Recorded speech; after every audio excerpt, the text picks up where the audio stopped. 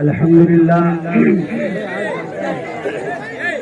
لله نحمده ونستعينه ونستغفره ونؤمن به ونتوكل عليه. أعوذ بالله من الشيطان الرجيم. بسم الله الرحمن الرحيم. فإن خير الحديث كتاب الله وخير الهدي هدي محمد وشر الأمور محدثتها وكل بدعة ضلالة أو كما قال عليه الصلاة والسلام.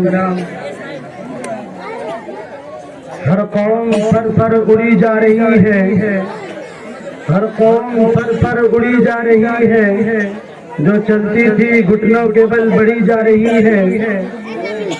اے قوم مسلم تجھے کیا ہوا، اے قوم مسلم تجھے کیا ہوا کہ مردوں سے عورت بنی جا رہی ہے. یہ داڑھی کی دشمن ہوئی قوم ایسی، یہ داڑھی کی دشمن ہوئی قوم ایسی کہ مردوں سے عورت بنی جا رہی ہے.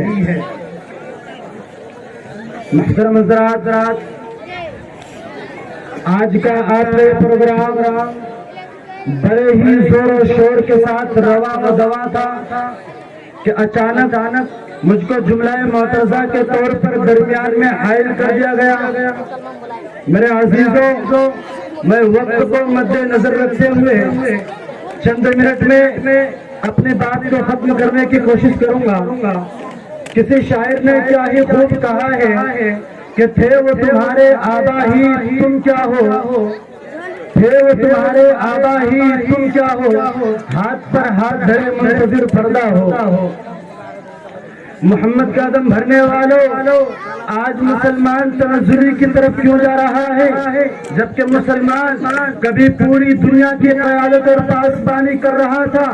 وہ مسلمان جو کل تک سمندروں اور ہواؤں کو اپنے تابع کیے ہوئے تھا، آج وہ ذلیل کیوں ہو رہا ہے؟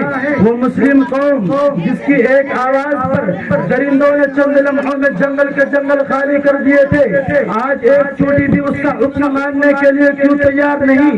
جن کی صورتوں کو دیکھ کر کروڑوں کفار نے اسلام قبول کیا تھا، آج ان کی صورتوں پر دہشت گردی کا الزام کیوں لگایا جا رہا ہے؟ وہ مسلم قوم جس کی شہادت و گواہی کو یہود نصارہ معتبر مانتے تھے، آج وہ قوم غیر معتبر کیسے ہو گئی؟ وہ مسلمان جس نے کبھی شیروں اور چوروں سے سواری کا کام لیا ہو، آج وہ گیدڑوں اور کتوں سے ٹوٹنے لگا. مسلمانوں، ذرا سوچو تو صحیح، یہ اتنا بڑا انقلاب کیوں آ گیا؟ جب میرے ذہن میں ان سوالات نے گردش کی اور میں پریشانی کا شکار ہوا تو فوراً اللہ نے میرے ذہن میں آیت ڈالی، لقد کان لکم فی رسول اللہ اسوۃ حسنہ. تمہارے لیے رسول اللہ صلی اللہ علیہ وسلم کی زندگی میں بہترین نمونہ ہے. میں نے کہا مشکل کا حل ہو گیا. جب تک مسلمان نبی کے طریقہ پر تھا تو کامیاب تھا، جب تک مسلمان صحابہ کی اتباع کر رہا تھا تو ہدایت پر گامزن تھا، جب تک مسلمان قرآن و سنت کی روشنی میں فیصلہ کرتا رہا دنیا اس کے فیصلے کو مانتی رہی. جب تک مسلمان نبی کے طریقہ کو نہیں بھولا تھا تو دنیا کی کوئی سپر پاور طاقت دوسرا مقابلہ نہ کر سکی. یہی وجہ تھی کہ اگر وہ مرے بھی تو کامیابی کی موت مرے. اور آج جبکہ مسلمان نے نبی کے طریقہ کو چھوڑ دیا، قرآن و سنت کو بھلا دیا، صحابہ کرام کی اتباع کو حقیر سمجھا، تو بتلاؤ یہ ذلت کے گہرے غار میں نہیں جائے گا تو کہاں جائے گا؟ یہ ہلاک نہیں ہوگا تو پھر اور کیا ہوگا؟ بھائی اور نوجوانوں، آب زر سے لکھے جانے کے قابل اور میزان عدل میں تولے جانے کے لائق ہے یہ بات کہ آج جتنی بیماریوں نے جنم کی ہے، آج جتنی رسوم و بدعات پیدا ہو گئی ہے، آج جتنی خرافات پھیل رہی ہے، یہ سب جو کچھ بھی ہو رہا ہے نبی اکرم صلی اللہ علیہ وسلم کے طریقے کو چھوڑ دینے اور قرآن و سنت کو بھلا دینے کی وجہ سے ہو رہا ہے. مسلمان اگر پریشان ہوا تو آقا مدنی صلی اللہ علیہ وسلم کے طریقے سے اعراض کرنے کی وجہ سے ہوا. مسلمان اگر مطروب ہوا تو سنت پر نہ عمل کرنے کی بنا پر ہوا. مسلمان اگر حالات حاضرہ میں بم میزائل اور گولیوں کا نشانہ بنایا گیا تو نبی کی سنت جہاد کو چھوڑنے کی وجہ بنا گیا.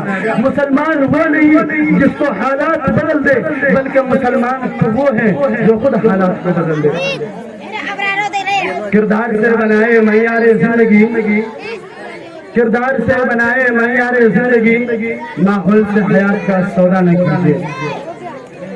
نبی کی سنتوں سے اعراض، رسول اللہ صلی اللہ علیہ وسلم نے فرمایا تھا انہک الشوارب وعف الحی، مونچھوں کو اچھی طرح پشت کرو اور داڑھی کو بڑھاؤ۔ مسلمانوں نے اس کو الٹا کرنا شروع کر دیا۔ نبی نے فرمایا تھا افشو السلام، سلام کو رواج دو، مسلمانوں نے اس کو بھی بھلا دیا۔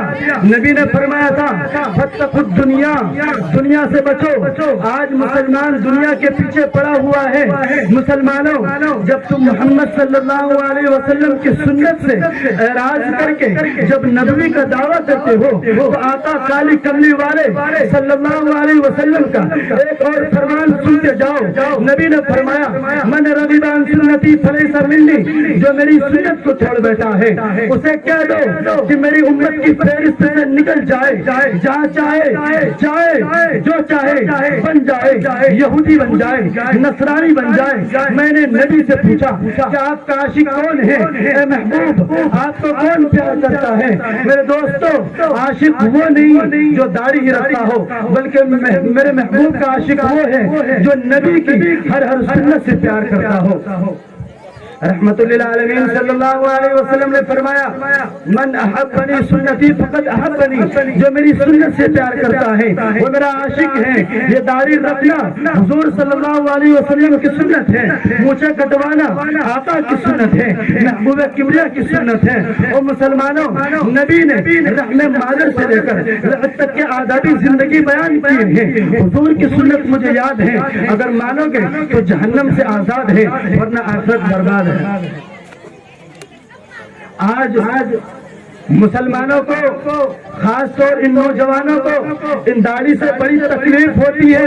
پتہ نہیں ان کے داڑھی پر، ان کے چہروں پر داڑھی کتنی بھاری لگتی ہے، یہ تو ہمیں سمجھ نہیں آتا۔ مسلمانوں، آج تو تمہیں نبی کی شکل تک اچھی نہیں رہی۔ آج گلیوں میں جاؤ، دیکھو مسلمان داڑیاں منڈاتے ہیں۔ کیا نبی کے چہرے پر داڑھی نہیں تھی؟ یہ بات تم نے اپنے کتابوں میں نہیں پڑھی، یہ بات تم نے اپنے باپ داداؤں سے نہیں سنی، یہ بات تم نے اپنے علماء سے نہیں سنی، یہ بات تم نے اپنے کتابوں میں نہیں پڑھی۔ جب تمہیں پتا ہے کہ میرے نبی کے چہرے پر داڑھی موجود تھی، اس داڑھی میں آقا کنگھا کرتے تھے، آقا کے اس داڑھی کے 20 بال سفید ہوئے تھے، باقی کے سارے کالے تھے۔ ہائے میں قربان جاؤں نبی کے اس حسین داڑھی پر جس پر فرشتے بھی ناز کرتے تھے، فرشتے بھی رشک کرتے تھے۔ مصر کی عورتوں نے جب حضرت یوسف علیہ السلام کی داڑھی کو دیکھا تو اپنے ہاتھ کاٹ ڈالی۔ خدا کی قسم، رب کعبہ کی قسم، اگر میرے محبوب کے چہرے کو دیکھ ڈالتی تو اپنے دلوں کو، اپنے کلیجے کو چیر ڈالتی۔ مسلمانوں، تم نے اپنے گھروں میں بچایا ہی کیا ہے؟ اور آج یہ 14 رات کا چاند اپنے اوپر حسن کی تہمت رکھتا ہے۔ اصل حسن تو آقا مدنی کا تھا جو جبرائیل بھی زیارت کے لیے آتے تھے۔ مسلمان، جب تمہیں پتا ہے کہ اس نبی کے چہرے پر داڑھی تھی تو صبح بھی اس نبی کا کلمہ پڑھتا ہے، رات بھی اس نبی کا کلمہ پڑھتا ہے۔ تو نے قبر میں بھی جواب دینا ہے یہ نبی کون تھا، تو نے میدان حشر میں بھی اسی سے حوض کوثر کا پیالہ لینا ہے، مگر تو چہرے پر اس طرح پھیرتا ہے، چہرے پر پھیرتا ہے، داڑھی اٹھاتا ہے، نالی میں بہا دیتا ہے۔ کہاں گئی تیری غیرت، کہاں گیا تیرا ایمان، کہاں گیا تیرا جذبہ؟ آج تجھے بھیڑیے کی شکل اچھی لگتی ہے، نبی کی شکل سے تجھے نفرت۔ مسلمانوں، تم نے اپنے گھروں میں بچایا کیا ہے؟ تم نے نبی کی داڑھی کو اپنے چہروں سے نوچ کر پھینک دیا۔ آج ایک ہندو کو کھڑا کرو، ایک مسلمان کو کھڑا کرو، شکل میں کیا فرق لگتا ہے؟ جب تم اتنی سی حفاظت نہ کر سکے، اوپر سے ادھار کھائے بیٹھے ہو کہ مولویوں نے یہ نہیں کیا، وہ نہیں کیا۔ اور آج نوجوان مسلمان ڈائننگ ٹیبل کے سامنے، شیشے کے سامنے کھڑے ہو کر گالوں پر ہاتھ پھیر رہے ہوتے ہیں کہ الحمدللہ نبی کی سنت منہ پہ موجود نہیں ہے، میں پکا کافر نظر آ رہا ہوں، میں پکا کافر نظر آ رہا ہوں۔ ہوں آج مجھے اور کسی عیسائی کو الگ نہیں کہتا، کیونکہ عیسائی کے چہرے پر بھی داڑھی نہیں تھی، میرے چہرے پر بھی داڑھی نہیں ہے۔ پھر وہ نوجوان کسی مووی سے ایکٹریس کی کاپی کرنے کی پوری کوشش کرتا ہے، وہ یہ سمجھتا ہے کہ یہی ہیرو ہمارے رہنما ہے، یہی ہمارے پیشوا ہے، یہی ہمارے رہبر ہے، یہی ہمارے قیامت کے دن شفاعت کریں گے، یہی ہمارے جنت میں جانے کا ذریعہ بنیں گے۔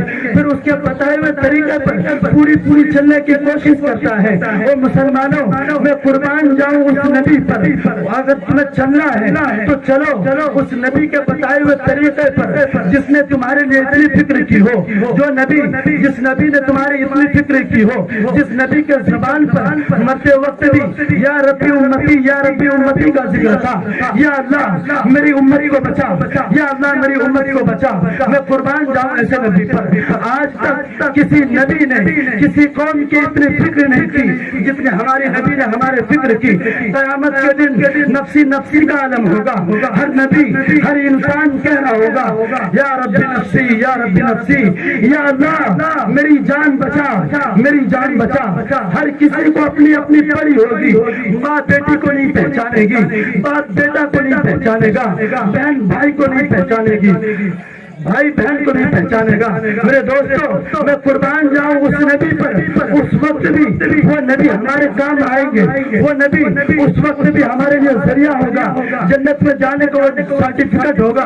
وہ نبی جب تک کہ جنت کی طرف قدم نہیں بڑھائیں گے، جب تک کہ اس نبی کا ہر امتی جنت میں نہ داخل ہو جائے۔ وہ مسلمانوں، آج ہم اس نبی کے بتائے ہوئے طریقے سے بھٹکے ہوئے ہیں، اور آج نوجوان خواب دیتے ہیں کہ دو وقت کا نماز پڑھنے کے بعد وہ سوچنے لگتے ہیں کہ میں تو جنتی ہوں، میں نماز پڑھ کے آ گیا، میں جنتی ہوں۔ اور مسلمانوں، آج تمہیں کیا ہو گیا؟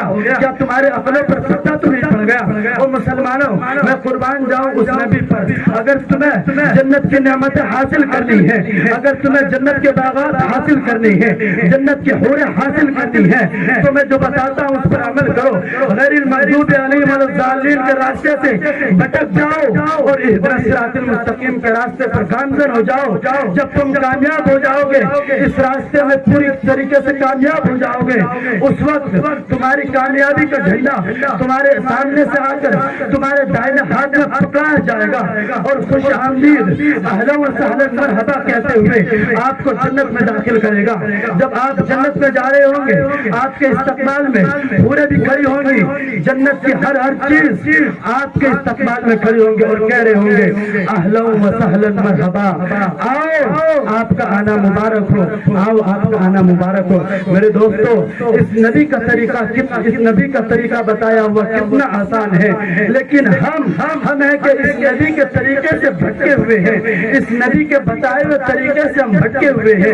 لیکن آج ہمیں صحیح بتانے والا، صحیح راستہ بتانے والا کوئی نہیں ملتا۔ میرے دوستو، اگر تمہیں جنت سے تمہیں سیدھا جانا ہے تو نبی کا باغ دور پکڑ لو، تمہارا بیڑا پار ہو جائے گا۔